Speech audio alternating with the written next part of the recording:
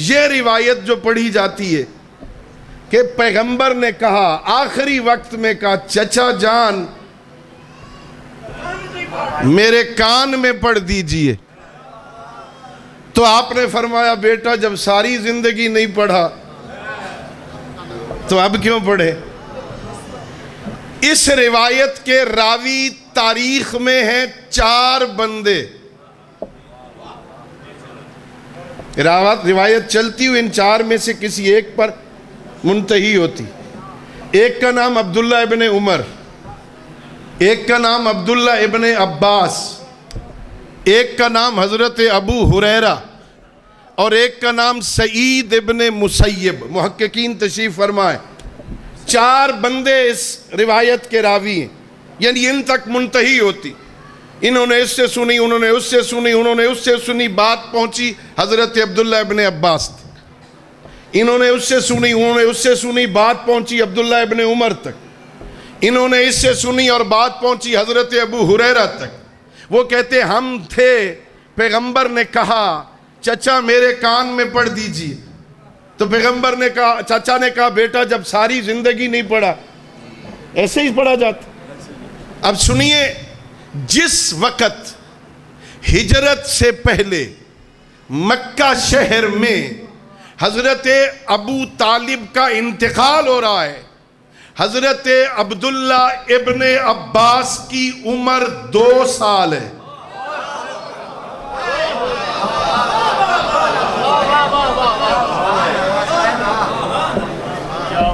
عمر 2 سال کے بچے ہیں. حضرت عبداللہ ابن عباس 2 سال کے بچے. حضرت عبداللہ ابن عمر کی عمر اس وقت 7 سال ہے. 7 سال کے بچے ہیں حضرت عبداللہ ابن عمر. حضرت ابو ہریرہ سارے علماء جانتے ہیں کہ وہ فتح مکہ کے بعد مسلمان ہوئے. مکہ کی ہجرت ہوئی، مدینہ چلے گئے، بعد میں فتح مکہ کے بعد حضرت ابو ہریرہ مسلمان ہوئے. ابھی یمن میں ہیں اپنے والدین کے ساتھ، خود بھی ابھی مسلمان نہیں ہوئے. وہ کہہ رہے ہیں پیغمبر نے کہا میرے کان میں پڑھ دو. حضرت سعید ابن مسیب اپنے باپ کے ساتھ فتح خیبر کے بعد مسلمان ہوئے. فتح خیبر ہجرت کے بعد 6 سال ہجرت میں فتح خیبر ہوتی ہے. میں کیسے سمجھاؤں اپنے معزز بندوں کو، ایک کی عمر 2 سال، ایک کی عمر 7 سال، ایک ابھی یمن میں ہے، ابھی خود بھی مسلمان نہیں ہوا، اس کے باپ دادا بھی مسلمان نہیں ہوئے. سعید ابن مسیب فتح خیبر کے بعد مسلمان ہو رہا ہے.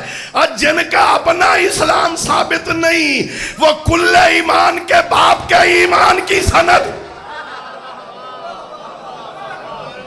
کیسے بن سکتی؟ یہ نہیں ہے بھائی، یہ کان والی بات اتنی غیر حقیقی ہے.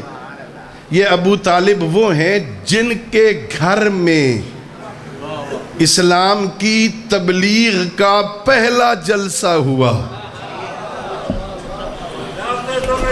میں کبھی کبھی نا مجلس میں شاجی کہتا ہوں، مجلس میں یہ بڑا کوئی لبرل قسم کا باپ بھی ہو نا تو بیٹے کو اختیار دے دے گا، چل کوئی بات نہیں تو جس مرضی پارٹی میں چلا جا.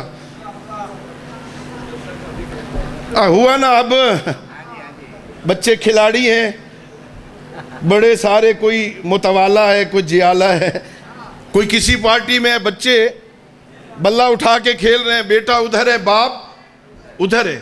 بیٹا جائے گا جلسوں میں جا، لیکن اگر وہی بیٹا باپ کے گھر میں اس کی پارٹی کے خلاف مخالف پارٹی کا جلسہ کرنا چاہے تو باپ کہے گا نہیں بیٹا اتنی اجازت نہیں ہو سکتی کہ میرے مخالف کا جلسہ میرے گھر میں کر. یہ اجازت نہیں ہے. آج کا دنیا کا لبرل بیٹے کو اجازت نہیں دیتا کہ میرے گھر میں تو میری مخالف پارٹی کا جلسہ کر. حضرت ابو طالب کے گھر میں جلسہ ہے. جلسے کے بانی کنوینئر علی ابن ابی طالب ہے.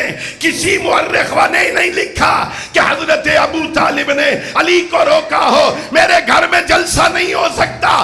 پتہ چلتا ہے جو مذہب محمد اور علی کا ہے وہی مذہب ابو طالب کا ہے. اعلان کیا تھا قم یا سیدی و مولائی. لوگ باتیں بنا رہے تھے. میرے آقا نے کہا تھا خبردار اسکت یا آور. 2 دن جس نے شرارت کی تھی نا تیسرے دن اس نے پھر اٹھنے کی کوشش کی تھی. میرے آقا نے کہا تھا اسکت یا آور بیٹھ جا ٹیڑھی آنکھوں والے.